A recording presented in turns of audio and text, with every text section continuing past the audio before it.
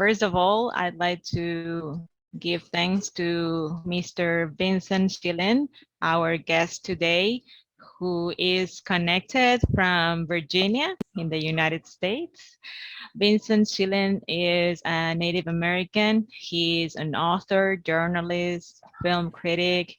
He is also a public speaker, and he has accepted our invitation to have this interview to observe a Native American Heritage Month. And I also have Sarimar Defit. Sarimar is one of our Access students. She belongs to the Access program that we have in Caracas. And I'd like to welcome her. And we're going to be asking some questions to Mr. Schilling about the origins of a celebration that is so famous in the United States, which is Thanksgiving. And I really like to have Mr. Vincent's opinion because he is a Native American, and I think that we all have a lot to learn about this tradition. We need to know the regions. We need to learn about his perspective as a Native American. And well, I'd like to start with some words of welcoming for you. I'd like to know how you feel. And well, just say hello, please. Hello, I'm Vincent Schilling, and thank you for inviting me. Thanksgiving is a sore spot for many Native American people, and First Nations people in Canada even recognize that. When I say First Nations, that is the Native and Indigenous people of Canada. But for the most part, of course, Thanksgiving is an American tradition, and people think Thanksgiving means the happy celebration of pilgrims and Indians who came together, had turkey, cranberry sauce, and mashed potatoes. That is not the history of Thanksgiving at all. That was in 1621, and there were a group of Wampanoag men who came to see why pilgrims and settlers were shooting guns into the air. It was because of a successful harvest, and they saw that there was a lot of people, and the men went out and, you know, hunted for everyone to share, and there was a several-day feast. It was not repeated. So what is the history of Thanksgiving? So it's, a lot of people think it's when pilgrims and natives ate together in 1621, right? And although that did happen, it was just Wampanoag men going, what's going on? Because the colonists and pilgrims at that area were shooting guns and celebrating a successful harvest. They came in and they were like, whoa, you know, but it was 90 men. And they're like, all right, well, since we ran into you, let's have a harvest together. They hunted, and it did last for a couple of days. They ate things, most likely things like lobster, you know, a lot of seafood, because they were along the bay, you know, very, very likely not turkey at all. It's possible, but not likely, possibly pheasant type of things. But it wasn't until 1636 that a murdered white man was found in a boat. And this was all around Plymouth, the Massachusetts Bay Colony, et cetera, et cetera. But this murdered man was found in a boat, and they decided that it was the Pequot, the local tribe's fault.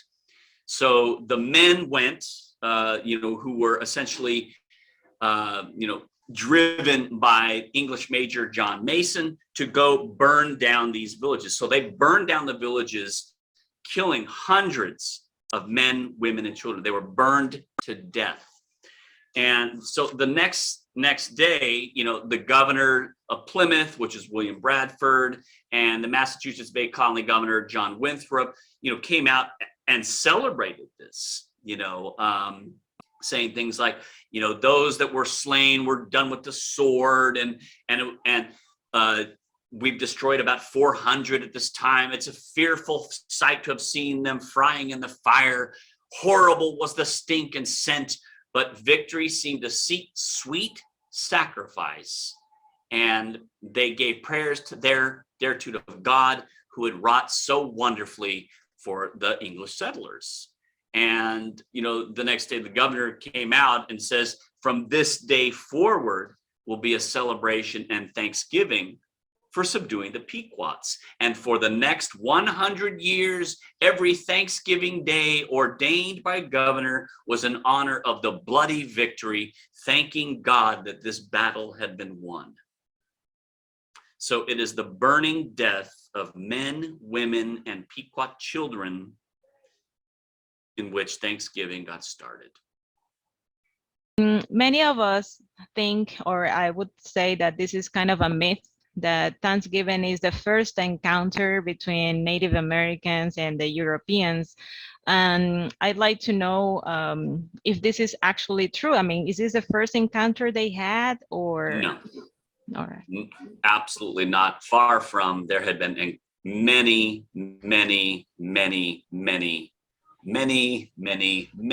encounters between natives and colonists for many years. Way prior to this. Absolutely. Okay, so the beginning of the encounter between the Europeans and Native Americans was not the 1600s.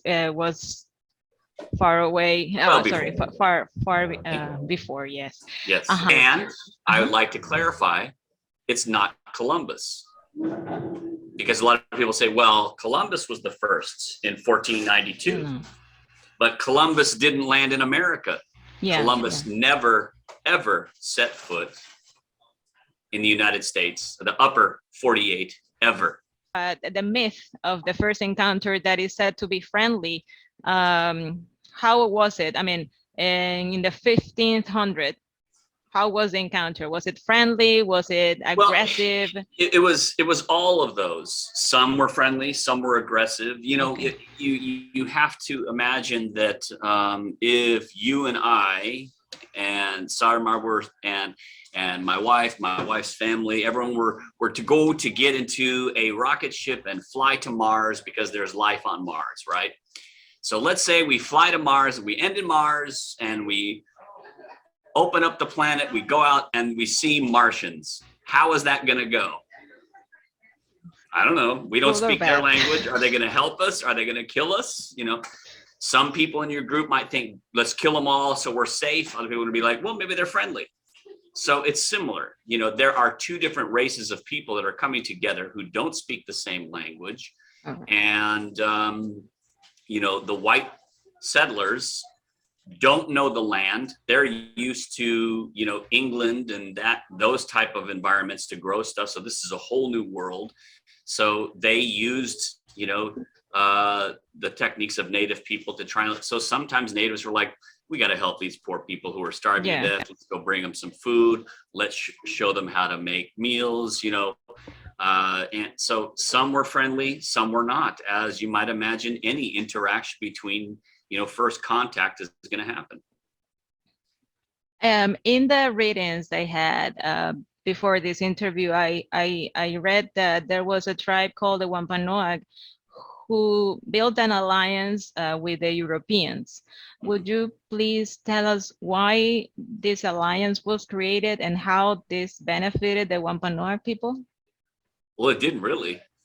This is it, when you say created an alliance, usually these alliances were created by treaties, and treaties were based upon, you know, New English and colonial settlers that wanted to live there peaceably. So they would try to make deals. Now, let's say there is, for example, with the Wampanoag and the Pequot, which were also tribe around the Massachusetts Bay, etc. You are moving into a land, you want to live on this spot of land. You know that native people use this land to hunt, to this, that. So a lot of times people would be there with soldiers, guns, armor, things like that, and say, look, we want to live here. Tell you what, let's create some sort of alliance to say, we're not going to kill you if you let us live here. You're not using it anyway. Okay. This land should be for anyone. So a lot of times these benefits to Native people were techniques of survival, of like, all right, to the Native sentiment is, let's share the land. These are new people. I don't know who they are, but let's try to keep peace. And sometimes that worked and sometimes that didn't.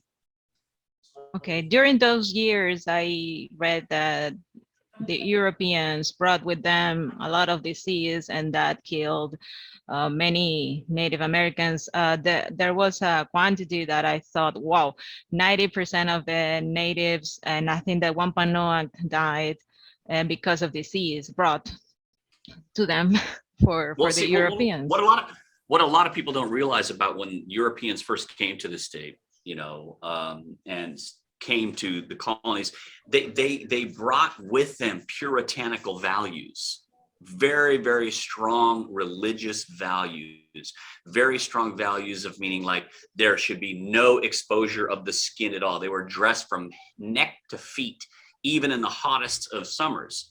Wow. And to take a bath meant you had to disrobe. So they actually looked down upon even doing that. So a lot of the times they wouldn't bathe for months at a time, while the Native people were like, look, you got to take a bath. Natives were teaching Puritans how to bathe. And with that came disease. They also had no irrigation systems for, going to the bathroom. What would they do with it? So they had to take it and, dump it into a hole. And that was just total creation of disease, while Native people, had been living in that land for a long time and would learn to not do that. So yes, they brought a lot of disease with them because they didn't have the hygiene in place that they should have had to be safe. Wow. It's a learning opportunity we are having here about that.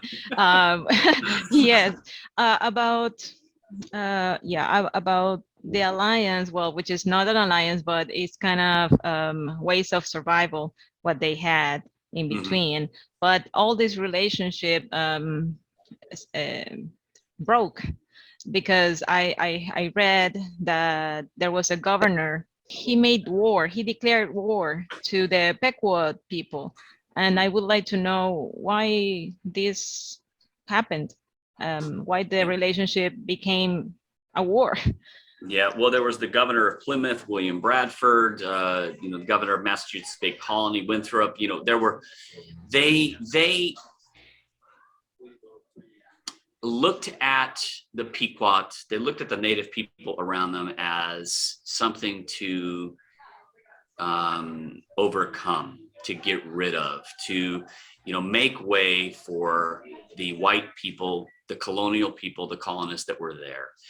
For example, there were laws in place that said, like, say, if you had a favorite place to hunt or favorite place to fish or favorite place that was very bountiful for your people, if the Native people were not using that year round, if they were not staying there and living there, that was considered part of this whole manifest destiny concept of, we can have it. They're not using it right now. They're not using it often enough. So it's open to the public. We need to take this land. That happened quite often. So the Native people were considered savages. They were considered a lesser people. If they would have clothing that showed their shoulder, they were considered, anti-God and not Puritan, no Puritan values. They were savage. But within that concept came the concept of, white superiority, colonial superiority. And because the colonists did have more, metallic weapons and guns and this and that, sometimes that happened more so than others. And until, things reached a breaking point. People were frustrated because what they would see is the Native people were surviving very well, doing very well, having bounties, making food, growing their food, prospering, while the colonists were struggling, sitting in the midst of disease, feeling sick, not able to live off the land very well. So in my view, without having historical accounts, they were jealous. They didn't know how to live off the land as well. So Yeah. they're stupid people. Let's kill them all. Then we can do better. You know.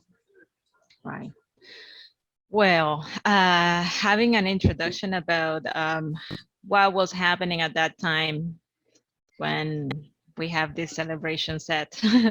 Well, it is not actually a celebration. It is a tradition that has been evolving for more than 400 years. And well, maybe Sarimar is gonna ask her questions. She has been studying a lot and, you know, practicing her English. So Sarimar, Okay. come Yes, on. yes, I have some questions for you. My first question is, do you consider that the majority of Americans knows the truthful story about Thanksgiving? No, they do not.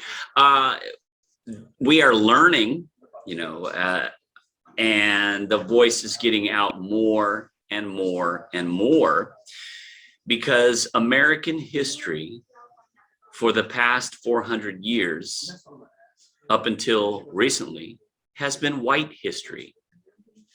It has been white male history.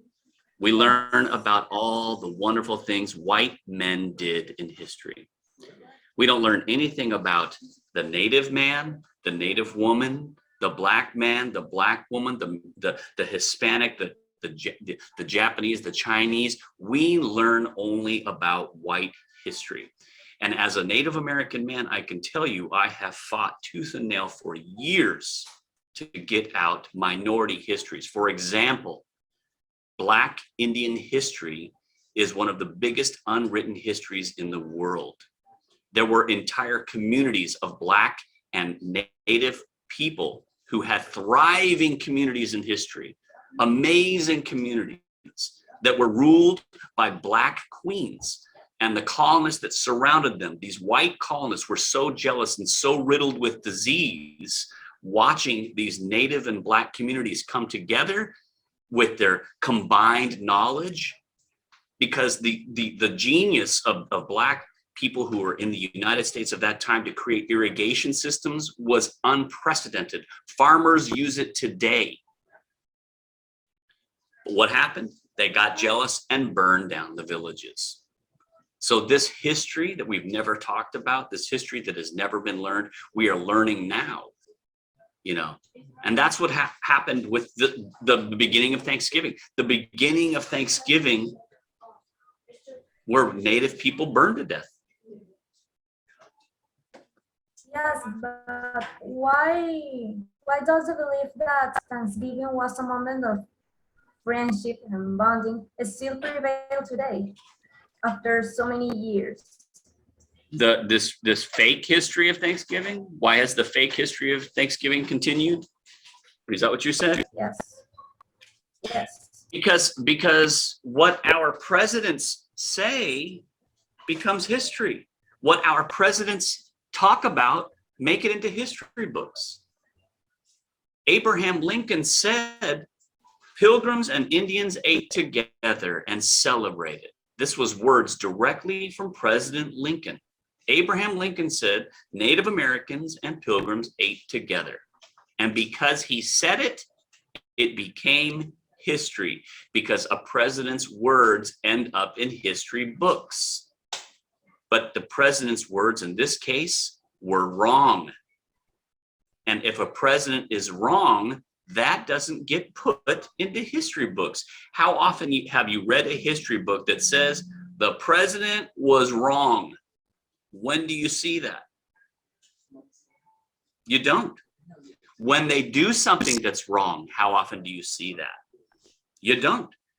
Abraham Lincoln, as much as he did to try and help and Lincoln gets credit for releasing the slaves, but it was the work of the abolitionists. So Abraham Lincoln, a lot of people think, is the one man behind the turning over of the slave trade, but it's actually the abolitionists that did it. And Abraham Lincoln is also responsible for the largest mass execution of Native Americans in history. Abraham Lincoln said, yes, hang them all. The Dakota 38 were 38 Lakota men who were hanged based upon an order by Abraham Lincoln. So the reason why we learn about these fake histories is because the president said it happened, and no one had ever come back and said, you know what, he was wrong. So we learn history based upon the words, the false words of our leaders previously. And I'm not saying he didn't do great things or didn't do bad things or didn't do this or that. I'm just saying sometimes history or historical words are wrong. That's yes, yes. Sometimes we are wrong. It's awesome. And now, do you think that people should continue celebrating Thanksgiving? Well, I think that people, like it or not, the day of Thanksgiving is a celebration of families, you know, and families are going to continue to come together on this day. It is a federal holiday in the United States, and families look forward to coming together, celebrating, making meals together. And I think that is something that you can celebrate with family. As a Native American man who personally does not celebrate Thanksgiving, I do celebrate a day of thanks. I celebrate a day of thanks with my wife's mother, who was sitting here earlier, as you saw. Today is a day where you can celebrate thanks. And as a Mohawk man, as an Iroquois man, Iroquois is the confederation of the Haudenosaunee Confederacy, of which my tribe belongs to. There are several tribes in the Haudenosaunee Confederacy. I'll send you how to spell that and stuff. But we celebrate and have celebrated, you know, prayer of thanks every year. And the prayers we say about thanking everything in the world, from the earth to the wind, to the trees, to the animals, to the plants, to our families, to everything, is something we've celebrated for thousands of years. We say this prayer always. So there's always been celebrations of thanks. So on this American Day of Thanksgiving, I guess Thanksgiving, not American, this American Day of Thanksgiving, it's okay to celebrate the love of family. It's okay to celebrate the love of coming together and having wonderful meals. But I ask people to remember this day also as a day of mourning and recognition of what happened to the Pequot people. And I can explain, you know, what happened historically about that. Yes. So yes, yes, we celebrate, but also commemorate and remember. Of course, yeah, I understand. Thank you. You're welcome. I'd like to ask you something about Native American Heritage Month. Sure. And you know what, real quickly? Yeah. Sarma did very well with English. Yeah, she did wonderfully. I forgot to say that. I'm so happy. Very good. Well, Very and he's saying it. Okay, well, Sarimar is really happy now. Yes, I am. Very well, very well. I'm impressed. I'm gonna let your teacher know about what he said. Well, you have it recorded now. Yeah, there's evidence. Well, Mr. Schilling. Yes. Why should we all observe Native American Heritage Month? Well, you know, it's nice to recognize a month for Native people. The same way we recently came off of Hispanic American Heritage Month from October 15th to November 15th, or Latinx as well, you know, as well as, you know, Black History Month in February, as well as other months to celebrate. And days to celebrate Native or Indigenous or people of minority persuasions. I think it's important, you know, because we can have these conversations. It reminds people to say, hey, you know what? Native people are still here. I was doing an event here in Virginia Beach, my hometown. Now, I grew up in California. I literally grew up on Compton Boulevard in California. Yes, that Compton. And when we talk about things like Native American Heritage Month, it gives us an opportunity to say, oh, hey, Native Americans still exist. So a while back, I was having an event here in Virginia on Native American Heritage Month. I had a lot of my friends show up, as well as some other folks who were dancing and playing drums and wearing regalia. And a woman at the event said, I thought all the Native Americans were dead. So that's what history has taught some people, that all the Native Americans dead. Because see, now I'm wearing a suit. I know, right?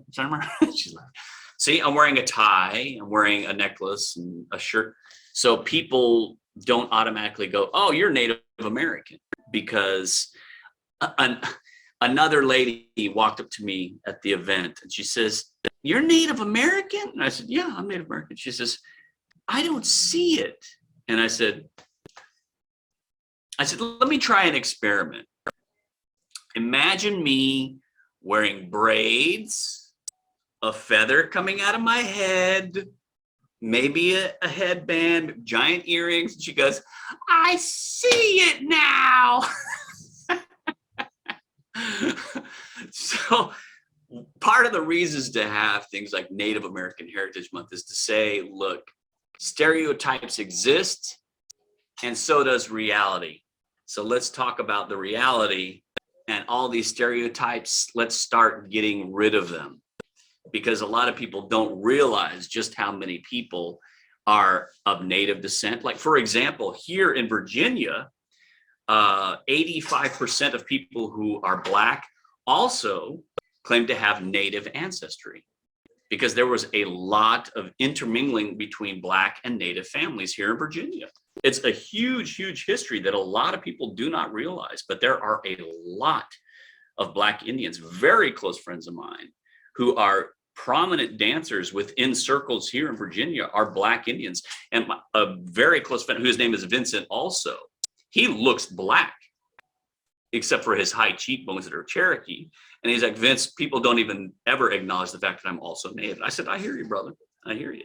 So there is this big history that's never talked about. So the reason for Native American Heritage Month is so that we can have conversations like this. Really interesting to know the truthful story about what really happened, and why we should stop for a second and try to think, why are we celebrating this? What is this? What is the origin, or the real origin of this? Is this something that we should think about before saying or doing things?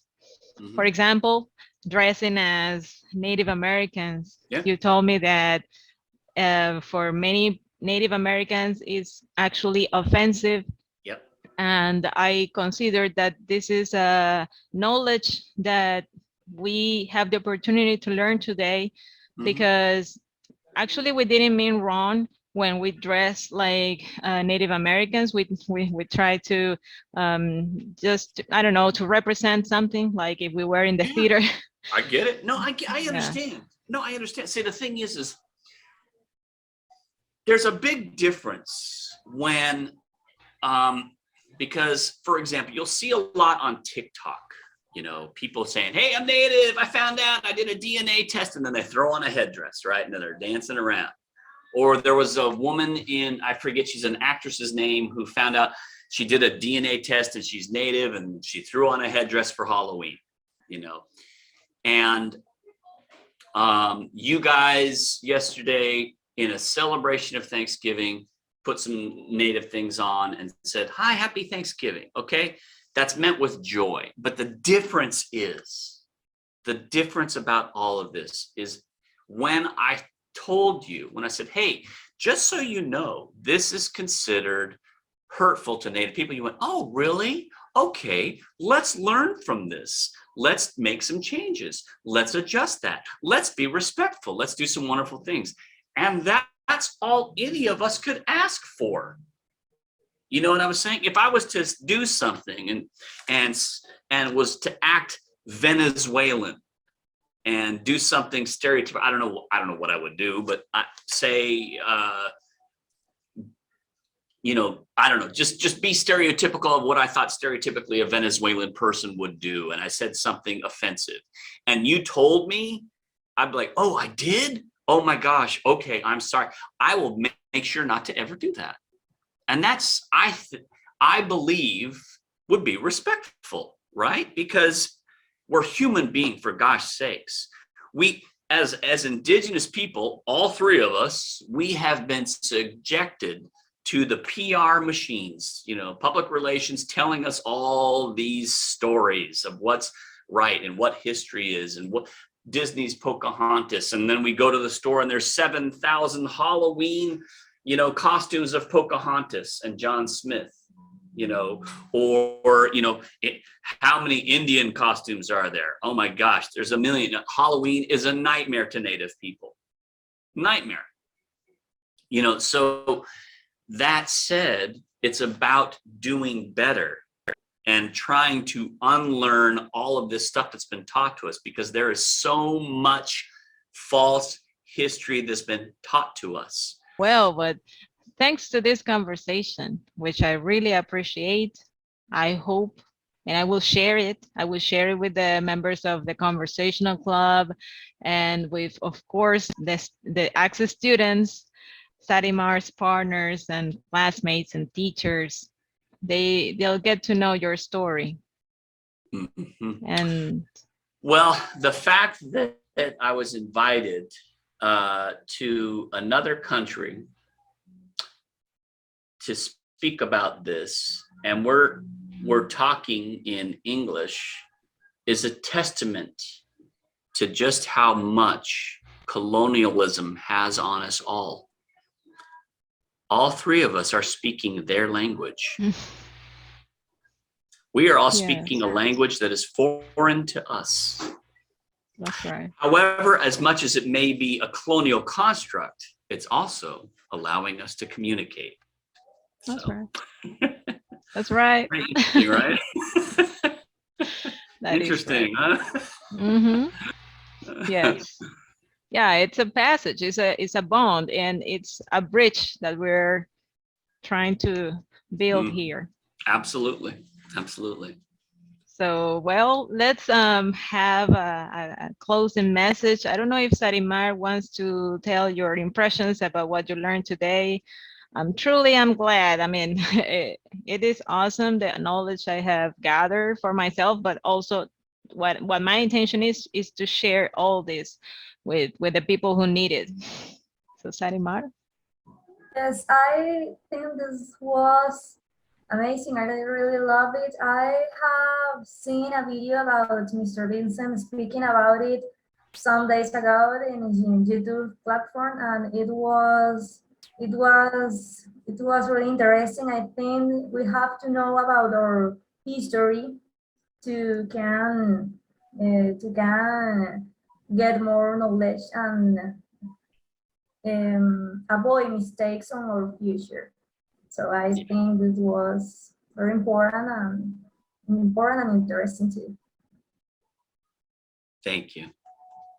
I just would like to say thank you, Nyawa, to everyone for listening. And yeah, I'm very excited that you reached out to me, and I'm so glad I was able to respond. And, you know, if you do choose to celebrate this day, you know, celebrate thanks with your family, and remember the histories that came before you, and question everything, question everything, question everything, because history is not about just white men. It's about all of us, and all of us came together to create what's happening today. So, you know, my suggestion is to study everything, question everything, because we have the world of knowledge at our fingertips now.